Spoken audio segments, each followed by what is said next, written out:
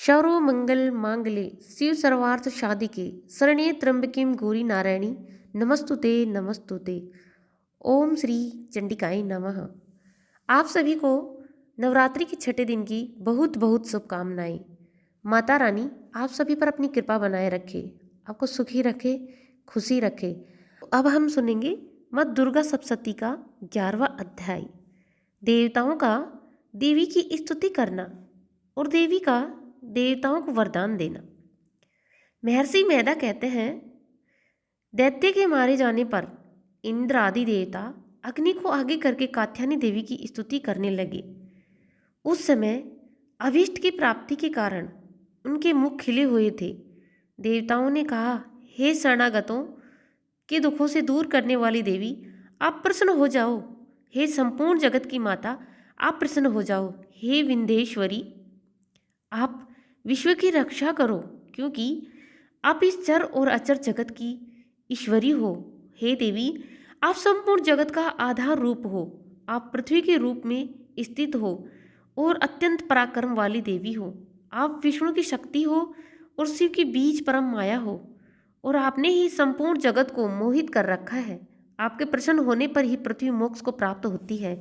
हे देवी, आप संपूर्ण विद्याएं आपके ही भिन्न भिन्न रूप हैं। इस जगत में जितनी स्त्री हैं वे सब आपकी ही मूर्तियां हैं। एकमात्र आपने ही इस जगत को व्याप्त कर रखा है। आपकी स्तुति किस प्रकार हो सकती है, क्योंकि आप परम बुद्धि रूप को और संपूर्ण प्राणी रूप सुरक और मुक्ति देने वाली हो। अतः इसी रूप में आपकी स्तुति की गई है। आपकी स्तुति के लिए इससे बढ़कर और क्या कथन हो सकता है।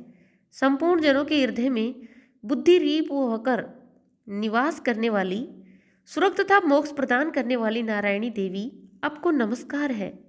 कला काष्ठा आदि रूप से अवस्थाओं को परिवर्तन की ओर ले जाने वाली, प्राणियों का अंत करने वाली नारायणी, आपको नमस्कार है। हे नारायणी, संपूर्ण मंगल के मंगल रूप वाली, हे शिवे, हे संपूर्ण प्रयोजनों को सिद्ध करने वाली, हे शरणागत वत्सला, 3 नेत्रों वाली गौरी, आपको नमस्कार है। सृष्टि स्थित तथा संहार की शक्तिभूता सनातनी देवी, गुणों का आधार तथा सर्वसुखमय नारायणी, आपको नमस्कार है। हे शरण में आए हुए शरणगतों, दीन दुखियों की रक्षा में तत्पर संपूर्ण पीड़ाओं को हराने वाली नारायणी, आपको नमस्कार है। हे नारायणी, आप ब्राह्मणी का रूप धारण करके हंसों से जुटे हुए विमान पर बैठी हो, तब कुछ से अभिमंत्रित जल छिड़कती रहती हो, आपको नमस्कार है। माहेश्वरी रूप से त्रिशूल, चंद्रमा और सर्पों को धारण करने वाली हो। हे माँ वृषभ वाहन वाली नारायणी, आपको बारंबार नमस्कार है। मोरों तथा कुक्कुटों से घिरने वाली, महाशक्ति को धारण करने वाली, हे कौमारी रूप धारणी निष्पाप नारायणी, आपको नमस्कार है।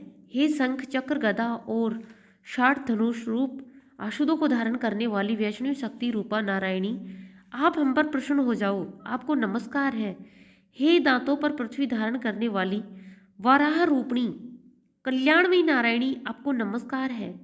हे उग्र नरसिंह रूप में दैत्यों को मारने वाली, त्रिभुवन की रक्षा में शैलगन रहने वाली नारायणी, आपको नमस्कार है।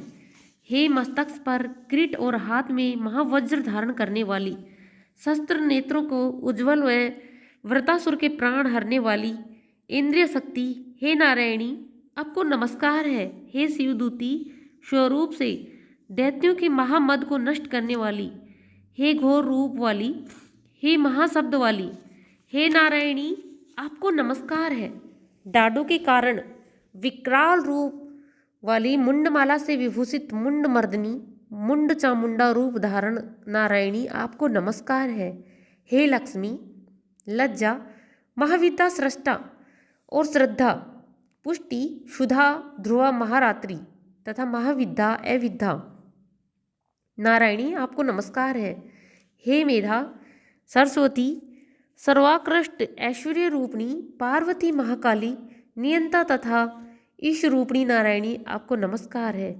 हे सर्व स्वरूप सर्वेश्वरी, सर्वयुक्त देवी, हमारी भय से रक्षा करो, आपको नमस्कार है हे कात्यायनी देवी।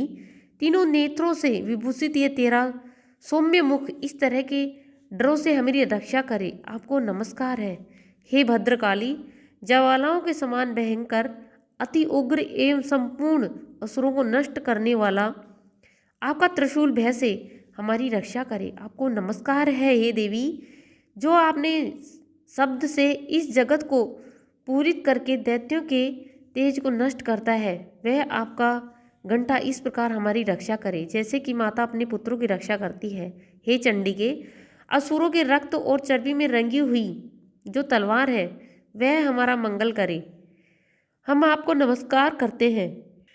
हे देवी, आप जब प्रसन्न होती हो तो संपूर्ण रोगों को नष्ट कर देती हो, और जब रुष्ट हो जाती हो तो संपूर्ण मनोवांछित कामनाओं को नष्ट कर देती हो। जो मनुष्य आपकी शरण में आते हैं उन पर कभी विपत्ति नहीं आती, बल्कि आपकी शरण में गए हुए मनुष्य दूसरों को आश्रय देने योग्य हो जाते हैं।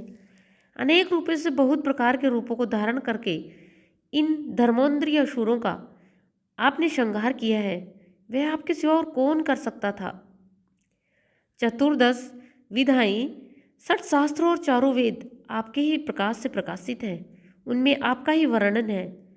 जहाँ राक्षस, विषैला सर्प और शत्रुगण है, वहाँ पर समुद्र के बीच में भी आप रहकर इस विश्व की रक्षा करती हो।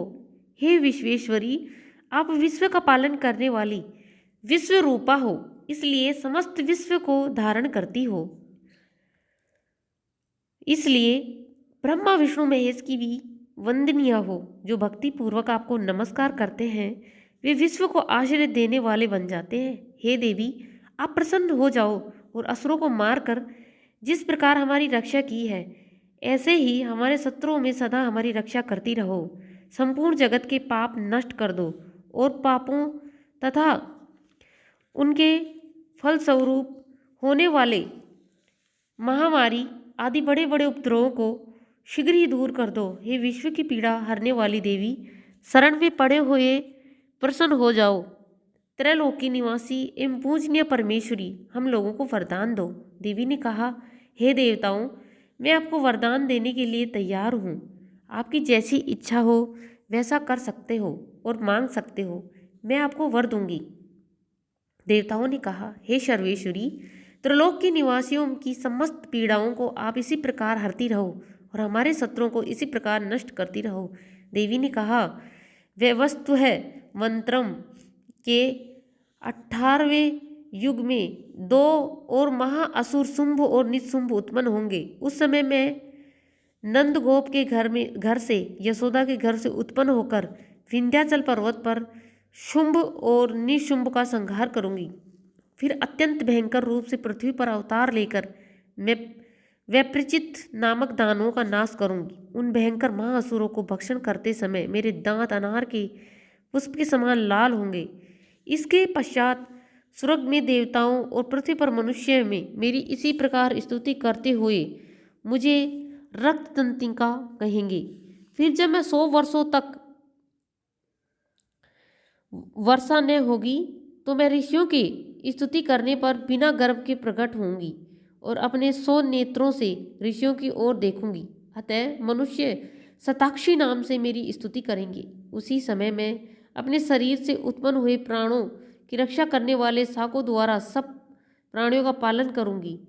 तब इस पृथ्वी पर शाकंभरी के नाम से विख्यात होंगी। इसी अवतार में दुर्गम नामक का महाअसुर का वध करूंगी। इससे मैं दुर्गा नाम के से प्रसिद्ध होंगी। इसके पश्चात जब मैं भयानक रूप धारण करके हिमालय निवासी ऋषियों महर्षियों की रक्षा करूंगी तब भीमा देवी के नाम से विख्यात होंगी। फिर जब मैं अरुण नामक असुर तीनों को लोकों में पीड़ित करेगा तब मैं 6 पैरों वाले असंख्य भ्रमरी का रूप धारण करके उस दैत्य का वध करूंगी।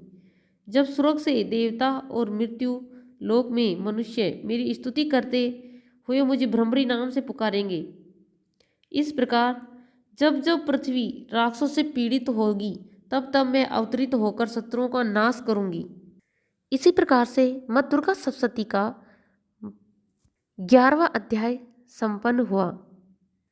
उम्मीद करती हूँ आप सभी 9 दिनों तक माँ दुर्गा सप्तशती के सभी अध्याय इसी प्रकार से सुनते रहें।